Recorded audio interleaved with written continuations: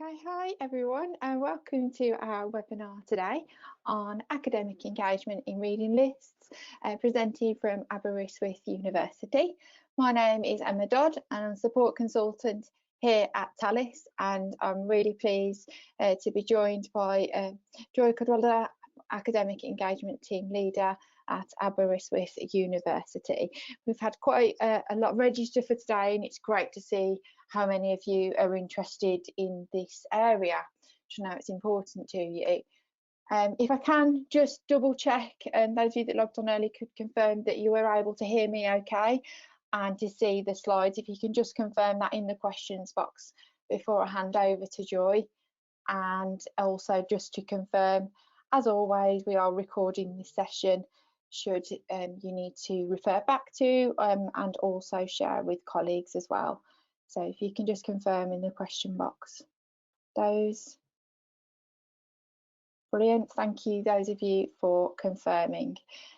So yeah, I'm really pleased to have Joy with us today, and without further ado, I will just switch over presenters and hand over to Joy. So just bear with me a moment. I'll just hand over to Joy, and thanks all of you for registering today. We'll take some questions later. Okay, off you go, Joy. Thanks very much. Thank you, Emma. Hello, everybody. It's been great to have this opportunity actually to reflect on the Reading List project here at Aberystwyth. We acquired Talis Aspire late in 2014, so we've had some years now to build and introduce online reading lists to academics and students at Aberystwyth, and to strive to make a real success of the project.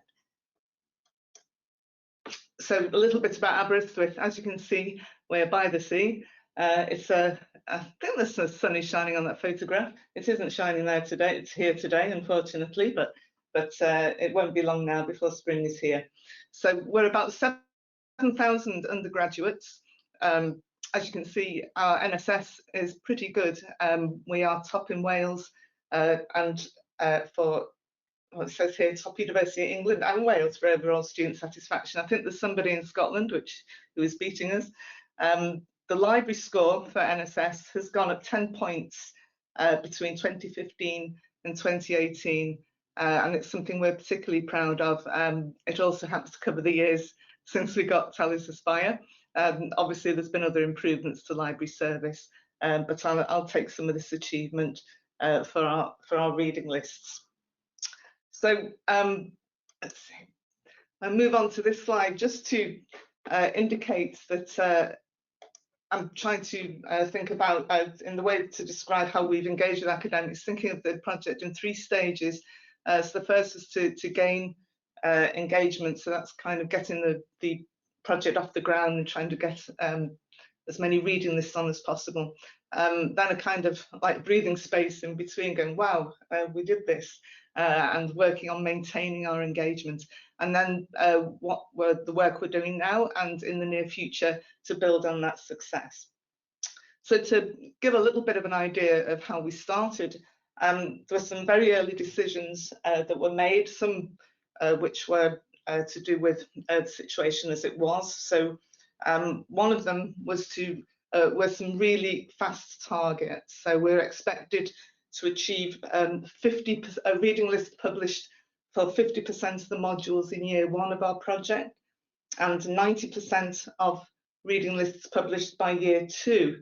It did take us a little bit more. It's more something like 2.5 years before we reached 100% for all undergraduates.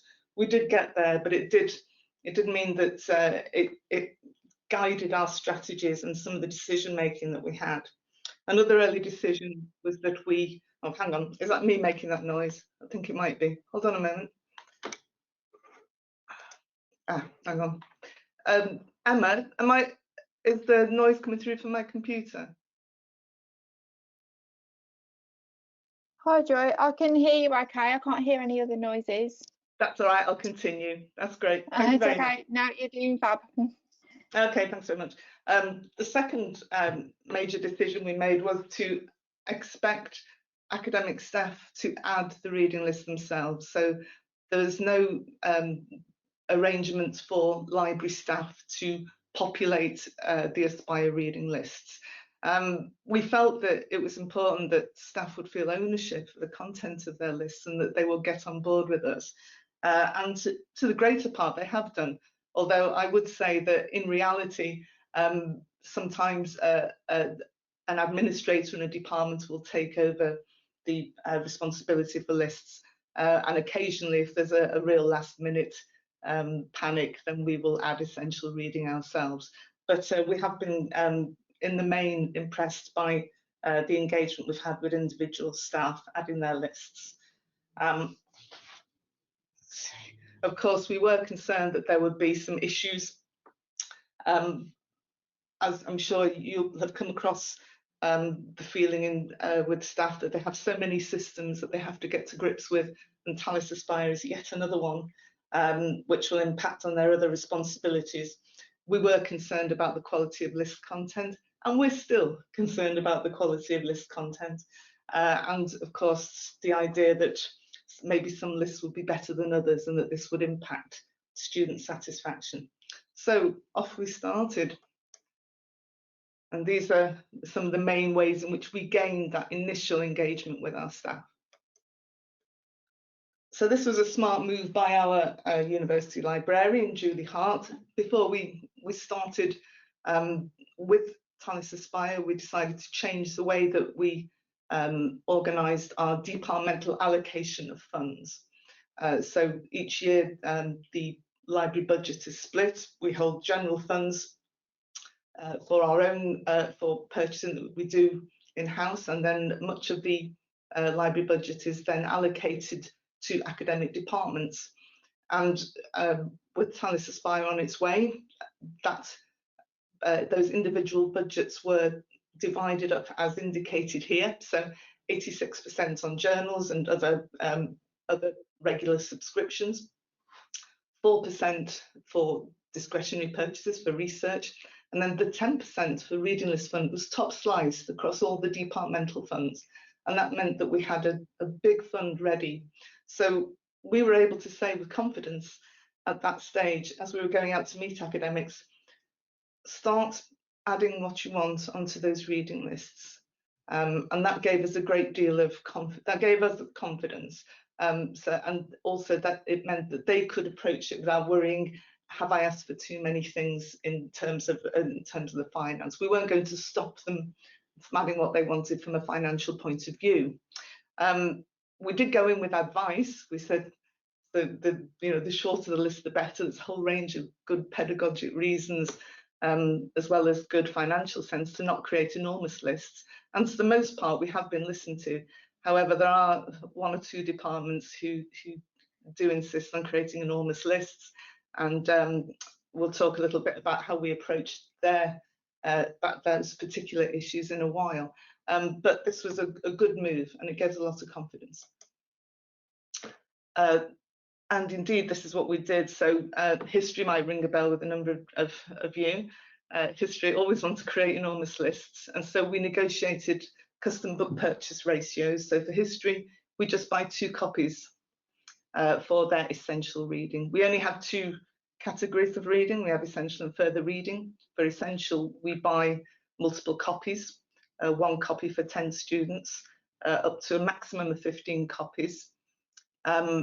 We will buy an ebook in preference to that, and for essential reading, we'll buy an ebook and a print book. I hope that makes sense. But if there's no ebook available, we will buy multiple copies for essential reading. And for further reading, well, we will just buy 1 copy. We'll buy print or e, whichever's the best value. So for history, we only buy 2 copies for essential reading, and there are other negotiated ratios with other departments as needed. And you can look at our reading list policy to find out a bit more about how we approach purchasing of books for reading lists. We also try to bring them on board with evidence. There's nothing like the literature, is there? And being librarians after all, so we should be able to come up with some evidence. And we did go out and try and sell to our academic staff the fact that online reading lists would be a good thing, that students would get on board with them, and that it was a smart move. We also, this is actually an idea by my line manager at the time, Lillian Stevenson. She and I went to a Talis user group event in 2014 before we actually got Talis, and we saw Lisa Shaw and Claire Sharp speaking. Did we see Lisa Shaw? We definitely saw Claire Sharp speaking about how they'd used reading lists at Liverpool, and Lisa was able to demonstrate how involving students in adding items to reading lists had engaged the interest of their external examiner and had produced some really excellent feedback. So instead of trying to launch the reading lists ourselves, we got them to come to Aberystwyth for us and do it at our Learning and Teaching conference in 2014. And it was a terrific presentation. It went down a storm. Our Pro-Vice Chancellor for Learning and Teaching was deeply impressed and was on the Twitter to ask for a Talis book and pen afterwards, and we never really looked back. We offered one-to-one training on request. This was exhausting. I did count up the hours after it was a presentation I did at Talis Insight a little while back, and a member of staff asked me, how much training did you do? And I realised I had no idea. So I checked back, and we actually did 60 hours training in year 1 and another 60 hours of training in year 2. And so it was going out there face to face with the member of staff, and there really was nothing else quite like it. And we made a lot of fans by doing that, and we have champions out there in departments based on those initial contacts. We did a whole bunch of training material, FAQs, handouts, videos, as it says there, and communicated through our existing digital marketing through Facebook, Twitter, and so on, and then face-to-face in meetings and other conduits. We had a little consultation group. This actually sort of fizzled out after a couple of years, but again, it was one of these confidence makers. We had a small group of staff and students, and it helped us just get past some of the early big decision making, and it felt that we were moving with a tide of opinion rather than fighting against it, and it was new to us as well, and again I think it helped to create some champions within departments. It says the first big issue, opt in or opt out of the Blackboard integration. Well, it seems obvious now that it should be opt out. Everyone should be using Blackboard, and in the end, everyone had Blackboard whether they wanted it or not. If a list hadn't been published, there was a message saying a list hasn't been published here yet. And that way, the students had the opportunity to feed back to their staff, to their module coordinator, about where their reading list was. And this was the early integration with Blackboard. So this was created in-house, and it was ready within 6 months of us getting Talis Aspire. Of course, the LTI is available now. And it's Talis Aspire is integrated into our modules pages. So when students, prospective students or students looking for their modules for next year, they can see an example of a reading list or the current reading list. This was a bit of a big deal. We were asked by senior management in the university to be able to provide data as to how many published reading lists, how many reading lists have been published for current modules. It wasn't as easy to do as we originally thought. And the way that we've managed to do it is by basically manicuring the hierarchy in Aspire. So that's ensuring that it only contains modules that are actually being taught. Now, this does take a bit of effort, but it does mean that if we need to be able to generate that data, we can use the hierarchy snapshot report in Talis Aspire to generate the coverage by department, and then we can produce the various bar graphs and pie charts that everybody wants. It could be that in time we may find a different way to do it that doesn't require as much effort, but it was absolutely crucial to be able to show to staff that it was worth funding, the initial funding of going into our partnership with Talis Aspire, And it also motivated staff and heads of department when they could see that, well, my department, we've got 100% lists on. There were some other things that we did. We did allow staff to be able to indicate to us that in a small number of cases, a module didn't actually require a reading list. And there are some where that is genuine. Although I must admit, I do try and challenge some of these. I think some of them were quite rather quick decisions, and I try to revisit these each year just to ensure that the students aren't missing out because their module is not being counted in these coverage stats. Selling with student feedback, always popular. There's nothing like that student feedback, as well we know, with any NSS and all the other range of student measures of satisfaction. But this was always a valuable resource to call upon when selling the advantages of the service. And on this occasion, I was able to produce sort of second-hand feedback through the module coordinator, feedback from the through the Students' Union, and I love the succinct remark from our international politics. Aspire is great and it works. Deeply pleasing that was. So that's just a little summary of those slides. The bottom bullet point: be ready to change if something doesn't work, and explain why. We try to have a flexible approach. Sometimes some of the changes are too big, but on the whole, if we could try to tweak something to make it fit and to help bring that academic on board, then we did try to do it. So the next section, so maintaining. Move some bits of paper around. There we go. So this is kind of a little hiatus, and I think this was probably around 2016, 2017. We did gain our 100% of undergraduate modules in, and we're able to prove it.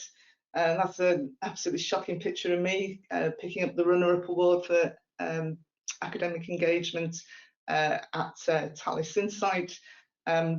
That was a very happy occasion.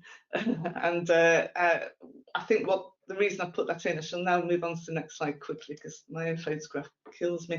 But the reason I included that in was I wanted to make sure that staff appreciated that we recognised the importance of their engagement with the success of the project. It would be nothing if the staff, the academics and the professional staff weren't involved, and that slide does make the point in the text that it's a job where we're all together, we're all moving towards the same goal.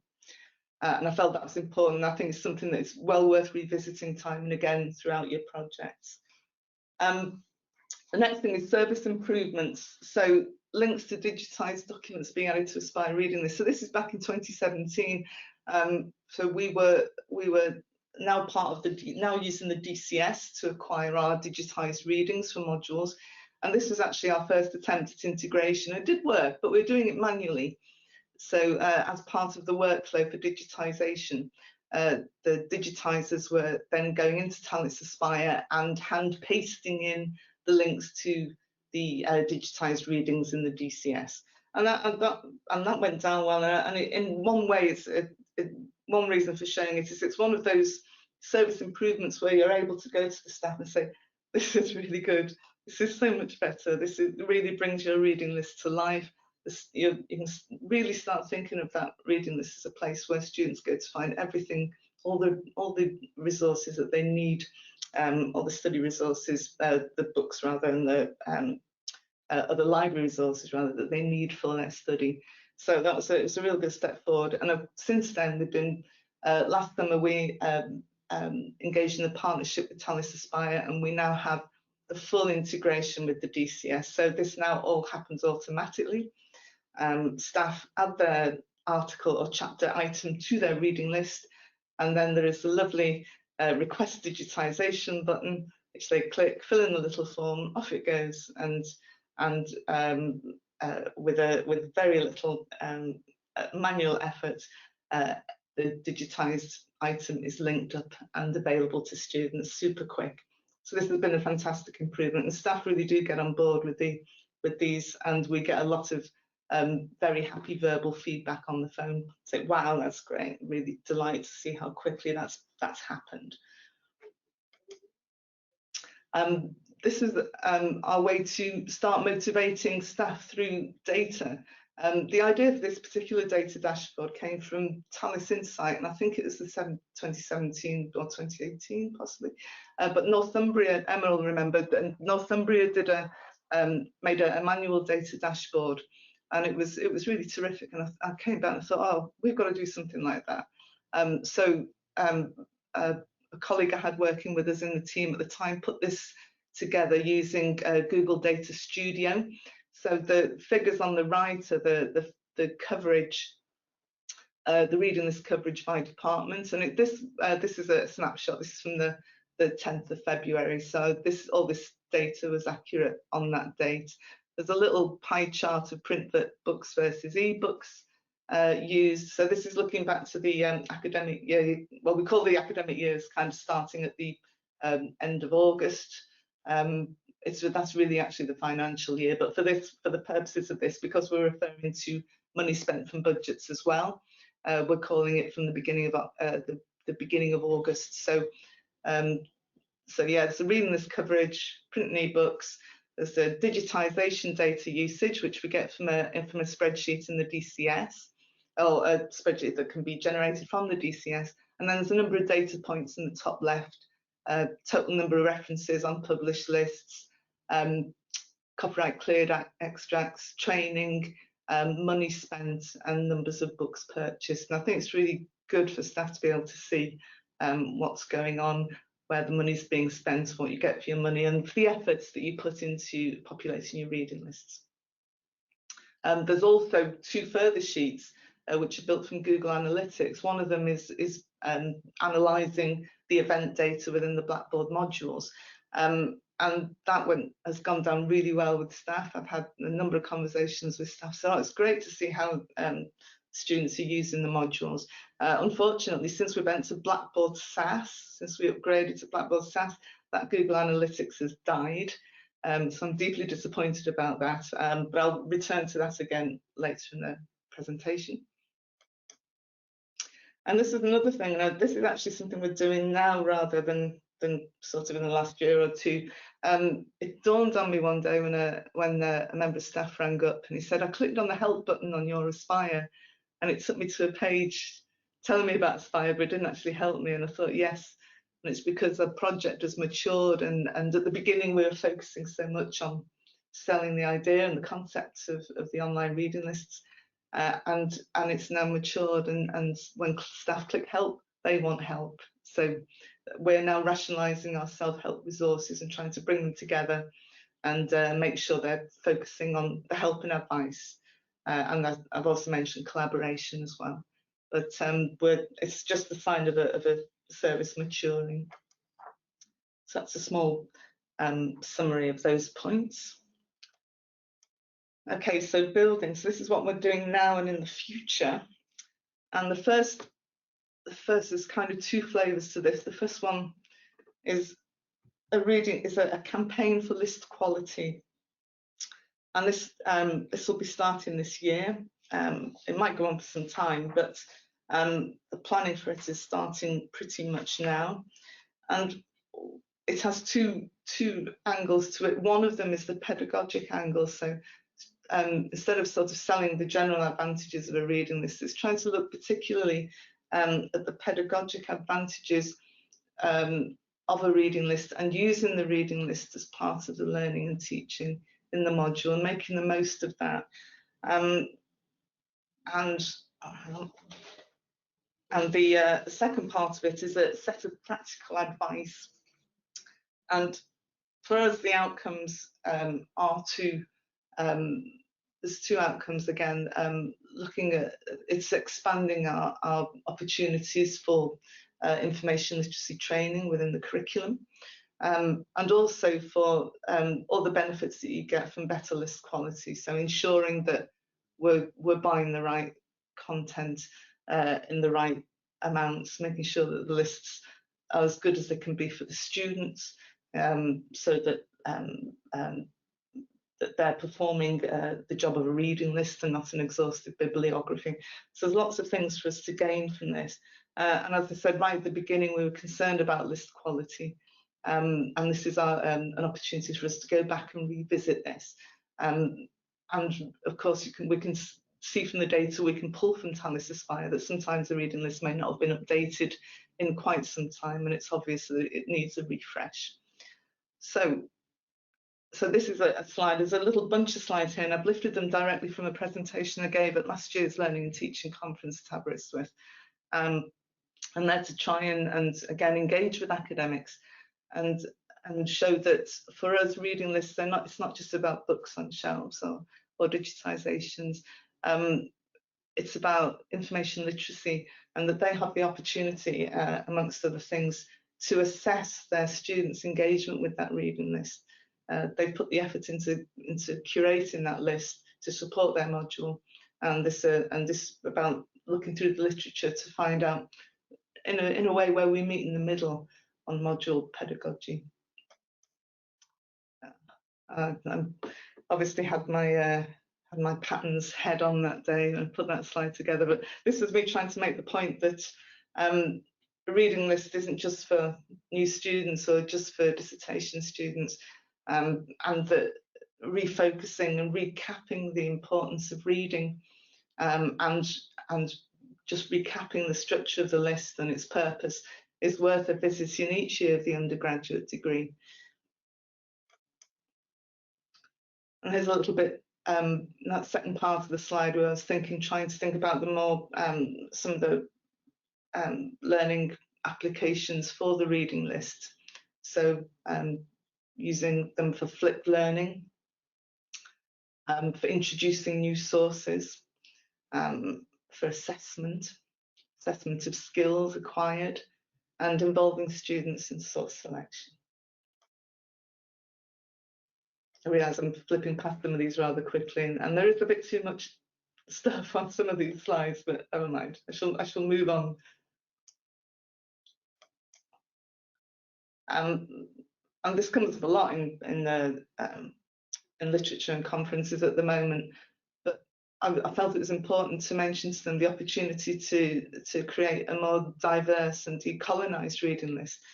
We have recently bought add-ons to some of our resources. We've added a couple of some additional content to our literature online. We've also acquired Gale literature for students of literature and also for drama, which have improved the diversification of those particular areas.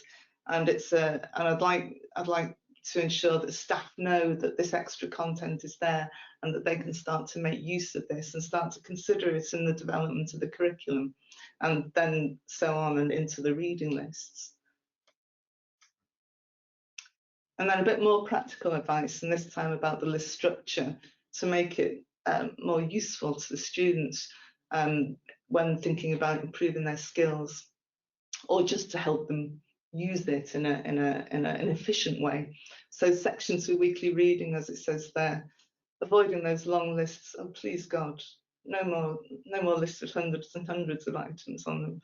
And this idea that a reading list should not be an exhaustive bibliography. The point is to create that opportunity for them to find a book or an article, a chapter that engages, and then use the bibliography from that to travel through the literature and find more, not just give them absolutely everything.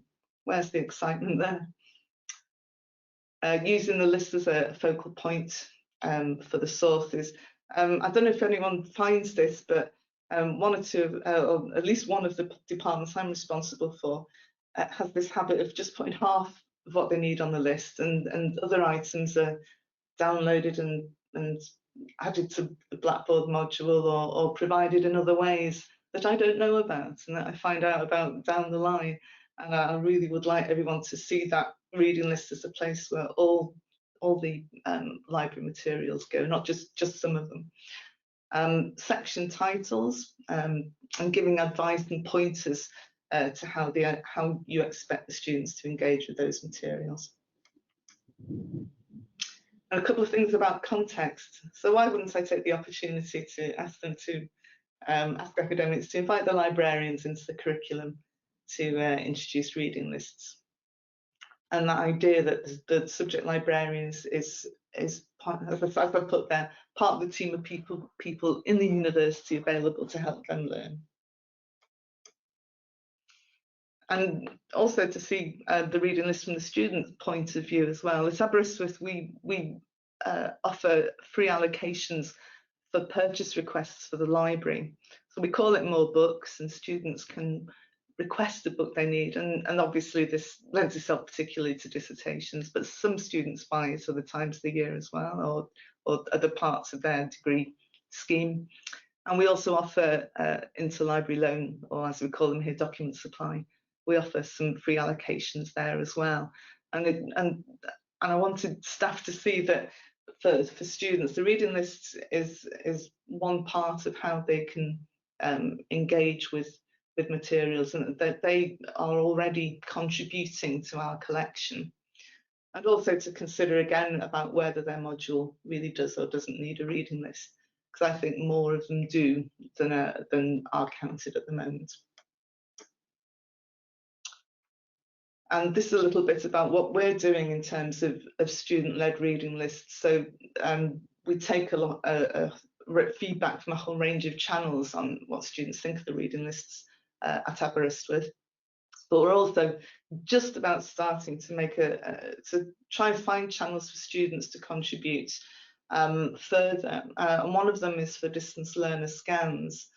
So we scan material for distance learners and make it and it is, when I say we, it's the library, so it's our customer services team. And more often than not, it's for dissertations, but sometimes it's actually for the study of a module. And in those cases, we've just started adding those to reading lists. So we put that into the workflow for the study of the list, and we make a section available for that to come in. Now, it's a very small beer at the moment, so I'm not sure that we've even done one. It's completely new. But I'm looking forward to finding new ways for students to contribute, and finding the way for students and staff to be able to communicate about that. And also, I'm looking forward to doing some UX. We've done focus groups and things in the past, but I think we can do better at getting more detailed feedback from students. And finally, this is some work we're looking forward to this summer and autumn, I think. So this is working with technical staff within information services, which the library is part of, and partnering again with Talis on an advanced MIS project. So this is exploring the potential for making use of data from event data from Talis, and possibly other data from perhaps from Ulmer, from our LMS, as borrowing data. And I've said there's structural challenges on exploiting data. So also, again, looking for genuine service improvements to help academic staff. So perhaps with APIs, we might be able to look forward to automated list creation. I'm sure that would help some.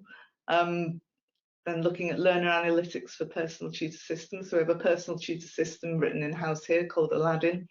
And I think that there's work there that we can do with the kind of data that we can put together within an advanced MIS project. And the third point I'm very interested in, I want to see if it's possible to derive some viable data by looking at how students click on items in reading lists, how they view digitised items in the DCS, and how they borrow books, how much of a long list they actually engage with, and whether there's a kind of average, viable average to be discovered across modules of a certain type within a particular discipline. So that perhaps I could go to those departments that have these enormous lists and say, look, here's some evidence. Your students are only looking at the first, I don't know, 70 or 80 items on the list, or maybe even 40 or 30. And after that, the rest of them, nobody's clicking on them. So how about we do something about that? So it's academic engagement, yes, it's definitely to help us in how we resource these modules, but also to make those reading lists suitable and viable for students. And it's not something I would imagine doing in a sort of enforcing in some way. It's more a matter of finding evidence and looking for patterns and see if they can be genuinely helpful to make these resources really good. Anyway, so that's a little summary of the build area.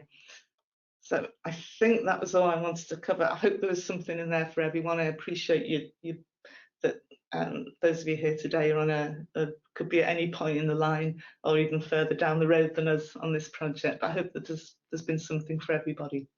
Thank you, Joy. That's been great to share and to hear your journey and how things have evolved at Aberystwyth right back from 2014 and how you've really captured that academic engagement. I'm sure there will be some questions, so if you do have any questions for Joy, please do pop them in the question box. I'll just switch to my slides, so there's just something to share as well.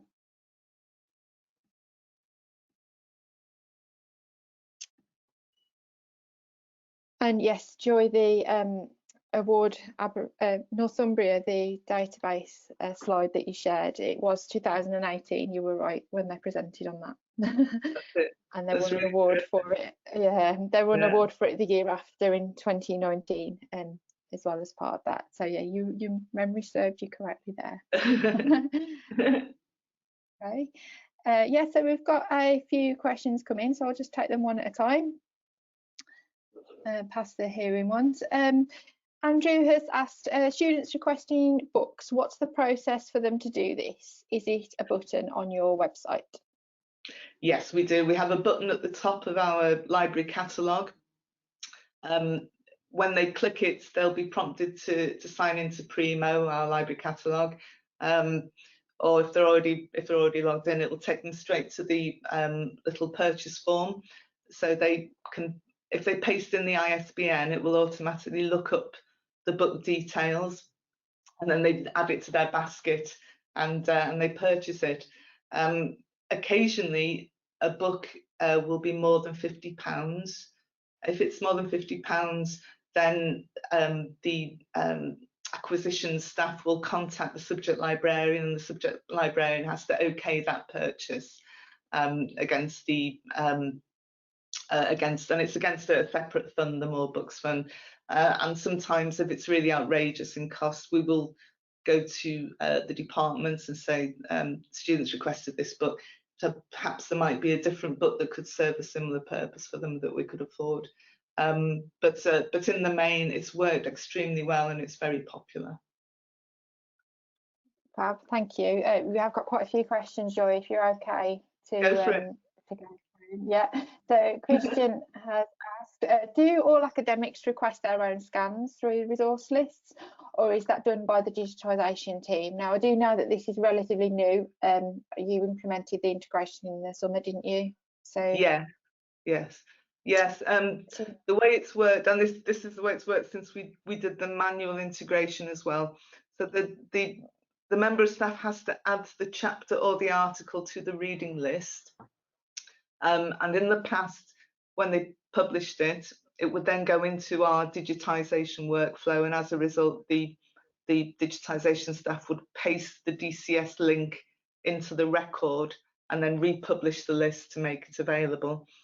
Now that we have the DCS integration, it's much better, but they still have to add the chapter or the article record first. That's what we found works the best way, because at that point, once they've added it, when they click the request digitization button, the form that opens autofills from the record that they've already made. So it means that if they've done the first bit correctly, the second bit will be really quick and easy, and I think they just click yes, yes, yes, and then off it goes. Once it's been requested successfully, they can view the status in the list. If they go to the little action button, it will indicate that the request is pending, and then when the request is done, I think the status changes again, and then you'll have the view online button as well, which will then click through to digitisation. Is that all right? Brilliant. Yeah, thank you for answering that, Joy. Yeah, that was a great explanation. And just to say, Christian and anyone else asking about that DCS integration, if you wanted a demo of that or some more information, raise a ticket with us, or it may be that you've got an upcoming call, services call with myself or my colleague David, and we can certainly look to make your next call a screen share if, like I say, if you want some information on that, and we've got some support articles as well. So you've got a small number of universities using that at the moment. Michael has asked, what did Joy mean by automated creation of lists API? Was that towards the end, Joy, you'd said about that? Yes, it was. Now, I've seen it. Is this something I'm deeply hopeful about? And I think is somebody going to speak about it at Talis Insight, Emma? I think I saw somebody mentioning it. Yeah, I'll double check where that is and where that is on the agenda. Yeah. Yeah. At the moment, this is at the I hope we can do this stage, and I'm looking to find out more about it myself. But I'm hoping it's something that, and there is so much available through the APIs with Talis, and we haven't really exploited it to its greatest extent yet. But I believe in theory it's possible, and if it is, I'm jolly well going to have a good try. Yeah, and there'll be lots. Go on. Oh, carry on. No, I was just going to say there'll be a lot of information on the new APIs at Talis Insight, and we can certainly help again through support tickets as well. But Michael, I will double check where that is on the agenda and send it to you, so you get the right session for that. Lisa has asked, did you say the DCS URL is now automated with Talis? Yeah. So yeah. The synchronization process, isn't it, Joy? You might want to. Yes, it's fabulous. Yeah, since the DCS integration, instead of having to paste links in manually, and I can't say exactly how it happens because I have two very capable team members who do all this work. The digitization is within my team. But the workflow is all sorted, and the request digitization click of the list that kicks off the process.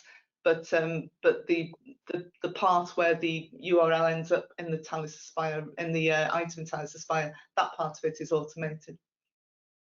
Yeah, so it synchronises overnight, or if it's needed it's about 2 o'clock in the morning, I think. But if it's needed for a particular lecture that day or something, you have got the option to manually push it through as well. So the DCS integration is available on the Talis Aspire Plus tier, but like I say, we can give you more information either through support calls, we've got articles on it, or it may be upcoming visits with your account manager as well, and we can certainly share that information. And it's great to hear how it's made life easier at Aberystwyth as well, how you've made the most of that. Okay, a few more. Maria's asked, students contributing to reading lists, does it mean they can edit the reading lists? No, they can't. But I really want to explore what we could do with this, and in a way it harks back to 2014 when we started, and I should really go see if I can find Lisa Shaw at Liverpool to find out how she did it. At the moment it's just this very small window with distance learner scan requests, and it's because we know at the point of them requesting that it would, whether it's for a dissertation or if it's for a module study, and so if it's for module study we'll take that. And we've let those distance learner departments know that we will, where these come along, we'll create a little box in the reading list, so it's evident that it's a student suggestion. But it's really early days, and I would like to do more. It's such I still remember being very thrilled when I started using the bookmarklet right back in the early days to add items to Aspire. I thought, this is great. Students would like to use this, and I'm sure that some other universities are a bit further down the road with this kind of thing, but it requires, I think it must require some good engagement with staff. But yeah, it's definitely somewhere I'd like to explore more as part of this further sort of development area that we're in. Yeah, and we have had universities talk about how students have got involved with reading lists, and whether that's in small projects and pilots as well, and previous presentations on it, which we can share with you. Yeah, quite a few more. Chris, have you ever had to tackle, if you call the lists resource or reading lists, so what you're actually naming it as? Yeah, it's funny, a lot of what we call things that all happens at the beginning. I remember when we decided to call it aspire.aber.uk, I don't think I slept that night because I thought, oh, that's not going to work, or is it going to work, or is it going to be okay? And actually it's worked out to be fine, but we're deciding what to call things. And I'm aware that other universities have called them resource lists. Everyone seems okay with reading lists. I think they will probably have been okay with resource lists as well. Yeah, it's a consistency, isn't it, as well? Well, yeah, interesting question, and one that I hear a lot when we talk with new universities as well, when they're at that point of deciding what they're going to term. Nate says, thanks, Joy. I didn't fully understand how the reading list fund was used, so I believe that was at the beginning of your presentation. Oh, yeah. Can you tell us a little bit more about this, please, and what is it used for? Yes, yeah. This was to, in the early days, it was to ensure that we could go out with some confidence to staff, and when they said to us, oh, how many books can we put on the list, and we'd be able to say to them, well, you know, if you need 20 books, you know, put 20 books. Money has been put on one side to make sure that we can make a good start. I mean, I don't know about the motivation for getting an online reading list service at other universities, but one of our major reasons was because we had students come into the desk saying, there's a book on my reading list and you don't have it in Primo. And we'd be like, we'd be frustrated, because what we would do in the past would the librarian would contact departments and tell them to send us their reading lists, and we would get a few. And I know that in some cases we were staff at the inquiry desk would borrow reading lists that students had in their hands and say, can we borrow that? and photocopy it, and then start buying books from that. It was deeply haphazard, and it wasn't efficient in the slightest. So we started from a place where we knew we could make great improvements if we could just get our hands on the lists. And by doing it with Talis Aspire was obviously going to be a very efficient way of doing it. And to make sure that we had enough money to buy all these books that were on reading lists that we just didn't know about. Having a really very healthy reading list fund, we knew was the only way. Having said that, that didn't mean there was any extra money to work with. So this is why our librarian went back to the fund for each department and decide to carve it up, and to be very explicit about where each penny would go. So as a result, we ended up with this percentage. So 86 for the journals and other subscriptions, 4% for books for research, and then 10% cuts off the top for reading lists. And it has proved viable. We can get a monthly statement each month from Alma, from our LMS, and we can see how much of the fund has been spent on and how much is waiting to be spent, so like an encumbered balance, so that we can see how much balance is unused. So for each of those funds, for the journals, we do it for the research, for the reading list, and see what the funds are like. We don't actually share with departments how much they've spent on reading lists. That's one thing that may be interesting to you. So it's a big top-sized fund, but we don't tell them how much, because we felt that it might kind of cause some sort of competition or some aggravation if some felt that others were buying more books than others.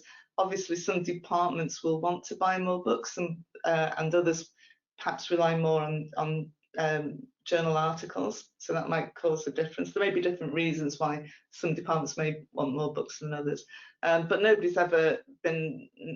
academic staff have ever been bothered about that or wanted to know. So it seems to have worked quite well. Thank you. That's really interesting to hear, actually, how you don't share that. And I hope that's answered your question, Nate. I've got some more questions here. Rachel has asked, are new academic staff automatically invited to a reading list induction, or is it up to them to contact their subject librarian for training? Yeah, oh, we would love to. The difficulty we have sometimes is finding out when new staff start. That can be a bit of a challenge, and it tends to be a little bit ad hoc. But if we do find out a new member of staff is starting, we contact them ourselves directly as subject librarians, and we offer them a library tour and some training in the use of the local systems. So a quick look at Primo, our library catalogue, and using Aspire to add reading lists. Okay, so yeah, finding about them in the first place can be the challenge there. Yeah. Okay, Elaine, are you planning by way of user experience to get more student feedback? Sorry, what are you planning by way of user experience to get more student feedback? Yeah, we had some training with, and I think it's Andy Priestner last year on user experience, and I must admit it was really quite fascinating, some of the techniques that he uses or that he's promoted for gaining feedback. So a lot of observing behaviour and so on, and touchstone tours, and just trying to see the services through the students' eyes. And I just think that the quality of the feedback might be better, better perhaps than a focus group where you're inclined to get kind of groupthink and so on. So I'm hoping, yes, that we'll get feedback that we can act upon, but I'm hoping in a way to get something more from that. I'm hoping to get some insight that will help us, for instance, in finding new ways to make use of the lists, or to develop the lists, or to advise staff, or perhaps, as I was saying earlier, to involve the students more in making the most of the lists with student-led content. In a way, it's I'm hoping it'll be a surprise, if you see what I mean. Yeah. Okay, so we're going to get through as many questions as we can. I am aware of time, but I will ask if we can follow up. I've got a record of all the questions anyway, so if we don't get to your question, I will make sure we get a response. Hannah's asked, do reading lists drive acquisitions or run alongside? So say again. Do reading lists drive the acquisitions? So do they drive the acquisitions process or purchasing, or do they run alongside the acquisitions process? Our acquisitions process is something. It's another thing that we're actually hoping to improve with this advanced MIS project. We're constantly looking to improve the workflow. At the moment, we have a somewhat labyrinthine workflow for the purchasing. We pull an all list items report twice a week, and we buy from that. And my colleagues maintain a scary spreadsheet of items in stock for each item on reading lists, and it's really not as streamlined as it needs to be, and we're constantly looking for better ways, more efficient ways to do this. Despite process reviews and other things, we haven't quite got there yet, but it could be that the data available to us in the advanced MIS project may prove a way forward. Also, perhaps the integration with Dawson Era with reviews, but even then, I'm not sure. I don't actually manage the acquisition side myself, but I have looked at it with colleagues, and it's painful and difficult, but it is what it is. And at the moment, the books are still getting bought, so but we strive to make improvements there. Okay, brilliant. Thank you, Joy. We have got a few more questions. I'm going to choose this one because I feel it's quite key and a number would want to know. How do you approach academics who are reluctant to engage? This is a good question. Yeah, Talia, that was. Good question, everybody. I think let's see. I mean, I have had one or two extreme moments where I've actually gone knocking on doors at the beginning of the project, and I remember I did once get asked to talk to the hand with one member of staff. I think you have to accept that there is a very small percentage where it'll never work, and you may have to work with the department to get hold of the reading list, but I think for most there is a way forward, and I think sharing the student feedback is one thing. If a member of staff hasn't published the list, if it's obvious in Blackboard that they haven't published the list, the students will ask for it. You know, if they're aware it's available on paper, they will ask, "Oh, where's my reading list? My friend's got a reading list. Why haven't I got one on my module?" We found that happening at the beginning. Finding ways to see them on neutral ground. We do. Many of us subject librarians here, we try and spend a little bit of time in the department each week during term time. So I sit in the foyer, the departmental foyer, for an hour, and ostensibly I'm there for students to ask me questions. But I think with my advanced years, I think some of them look over at me and think, who is that person? Instead of coming to ask for help, actually it's the staff who come over and have a chat. And that's where I find a lot of the reading list heavy lifting gets done, and that's why I said, if I'm sitting with a member of staff, oh, by the way, have you had a go with the Spire yet, or how's your reading list coming along, or can I pop over and give you a hand? And I find with the ones that are most recalcitrant, if you can just get that opportunity to sit next to them and show them how easy it is. And I think particularly since new list editors come in and being able to use the add resource button, because we found one of the perhaps the biggest stumbling block at the beginning was getting the bookmarklet added into the browser, because they just couldn't do it themselves. So a lot of them couldn't do it themselves. We just had to be there to get it done. So now the add resource button's there, that at least could get them started in adding some content and getting it published. I hope that's helpful. Yeah, great question there, Talia, as well. Thank you for all of your questions. I do apologise we haven't been able to get through all of them, but I've got a record, and I'll work with Joy and get responses to them for you. Thank you so much, Joy, for your time today. These community webinars are really valuable, I can tell from the attendance and the questions that you're asking, and really having that opportunity to share best practice, and I appreciate the time you've put into preparing for it. And presenting. So these are just a couple of the upcoming webinars which we have. So we've got another 2 this month. Next week, the University of Exeter are going to be presenting on how they're using reading lists in terms of wellbeing and supporting students. Again, a really current topic at the moment. We have our monthly Talis Insight product update webinars. We held February's last week, and we've got our other one planned for the next one planned for the 25th of March. And then at the beginning of April next month, we have a webinar on making the most of Talis Insight Europe. We can officially say now that is next month in our new venue at the ICC in Birmingham. Registrations are still open. And just to pick up on the points on the automated automated creation of lists using the advanced API. That session is at Talis Insight, and it's on the first day at 11:40, and that's presented by Stephen Graham at University of Hertfordshire. So make sure you attend that if you wanted to learn more. So yeah, it'd be great to see you all there. And like I say, registrations are open. We're looking at the final logistics now, and we've got the taster webinar coming up. So yeah, just want to say thank you again. If any of you are interested in presenting and sharing any projects and areas of best practice you'd like to share with the wider community, we're always on the lookout for new topics and new presenters.